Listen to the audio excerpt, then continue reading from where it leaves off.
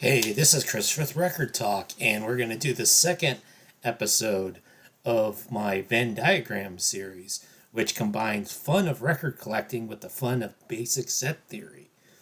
And so we're going to have a Venn diagram. We're going to have three categories, and so we'll have records that fit in exactly one category, then records in the two-way intersections that fit in two of the categories, and finally some that are in the three-way intersection, the middle of the Venn diagram, that fit all three categories. And the three categories this time are going to be artists who released music in the 1970s, the 1980s, and the 1990s. So, for example, to be 70s only, you would have to be somebody who only released albums in the 1970s, not before, not after, and so on. So we'll do the 70s only first. So we're going to talk about the short-lived African band Assegai with this album called Afro Rock. This was a 1974 reissue on Music for Pleasure label. They released a couple albums in 1971 that were on the Vertigo label. And basically, the band was made up of South African and Ghanaian musicians who were based in London. So it was sort of a blend of like jazz and rock and Afrobeat. And kind of cool picture on the cover.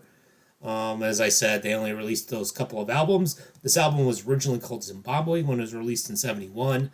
Then they called it Afro Rock when it was reissued. So they only existed in the 1970s. How about somebody who only existed in the 1980s? Well, here's one of my favorites. Here's Husker Du. So sort of the classic punk, post-punk, whatever you want to refer to them, band from Minneapolis. And of course, once they broke up in around 1987, 1988, they never got back together. And Grant Hart's gone now. Bob Mould's still out there putting out stuff. I know he's coming out with a new album. This is 1984's Zen Arcade double album. Many people consider it to be their best album. It's actually not my favorite, but it's obviously very, very good album. Never Talking to You Again and Dreams Reoccurring. Pink Turns to Blue. They're the 1980s. And then 1990s only was actually a little bit harder than I thought because most of my favorites from the 90s either they started off in the 80s or they persisted onwards into the 2000s, or maybe they had a gap and they got back together recently. So I'm trying to get somebody who does none of those are true for. So we're going to talk about the Chicago alternative rock band called Triple Fast Action, who put out a couple of albums in the mid to late 1990s and an EP.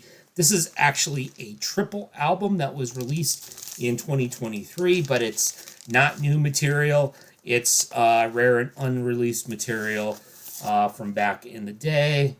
And so they've got sort of the pseudo Capital Rainbow label going on there.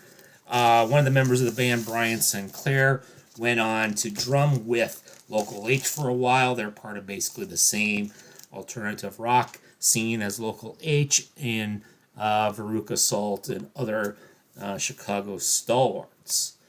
All right, let's get into our intersections. So obviously, when the decades are next to each other, those are the easy ones. So for example, somebody from the 1970s and somebody from the 1980s. I'm going to go completely mainstream obvious with this one. We'll go with the Police. They had their 5-album run starting in 1978 with Outlando's D'Amour, classics, of course, like Roxanne, Can't Stand Losing You, probably my favorite. And then 1983, this was their final release. I know they did a reunion tour, but they never put out any more studio albums. They probably put out some sort of live stuff, but I'm not counting that in terms of this. So this was, of course, Synchronicity, which sold a bazillion copies. Every Breath You Take and Wrapped Around Your Finger and King of Pain. And you've probably heard those songs before. So that's the 1970s and the 1980s.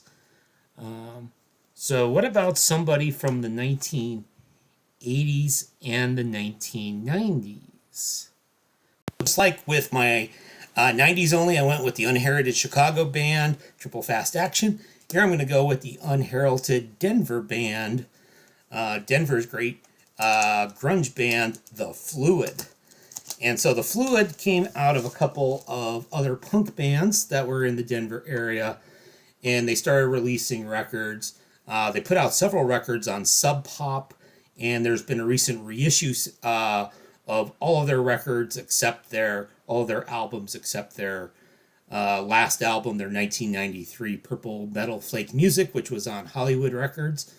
Hollywood pretty much destroyed their career. But this was their 1986 album, Punch and Judy.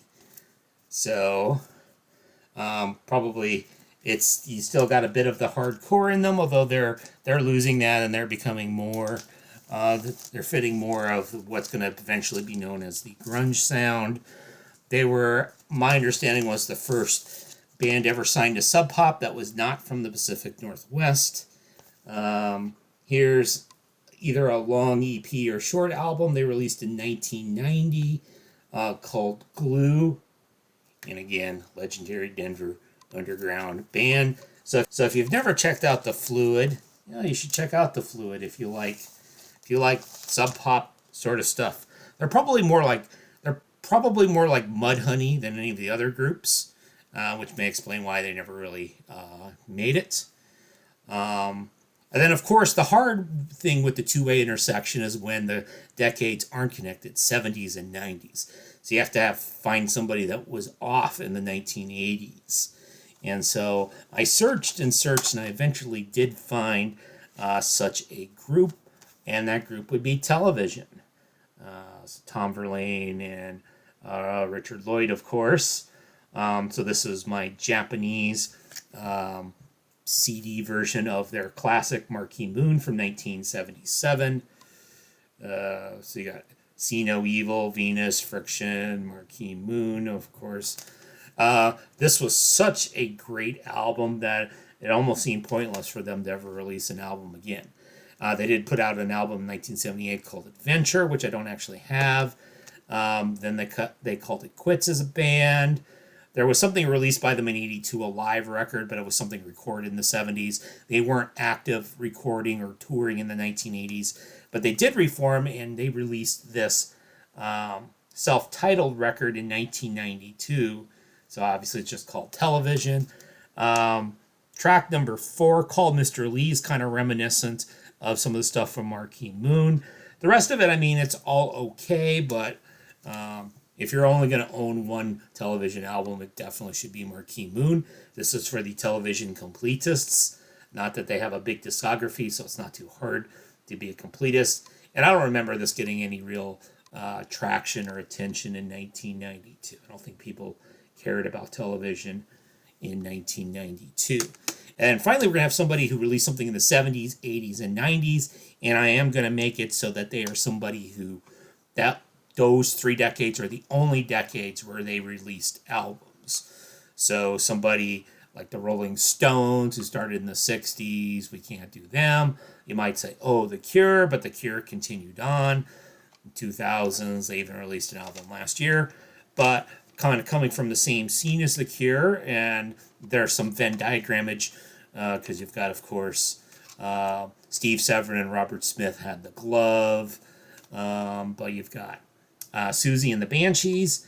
So this is their second album, Join Hands, which I only have on cassette from 1979. It's kind of weird. It's got like the long version of The Lord's Player and Playground Twist, and it's kind of creepy, and it's not as cool as like Hong Kong Garden. And then the 1980s were, probably the early 80s were Susie and the Banshees at their peak. Their 1981 album, Juju. If you're a regular viewer of mine, you've heard me talk that this is my favorite Susie and the Banshees record before.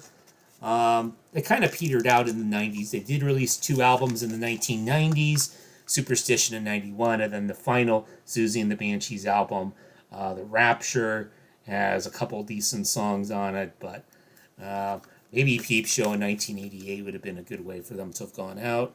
This was 1995. So that's your three-way intersection. So again, tell me if you like the Venn diagrams idea. I've got a few more ideas. So we got the 70s, the 80s, and the 90s taken care of this time.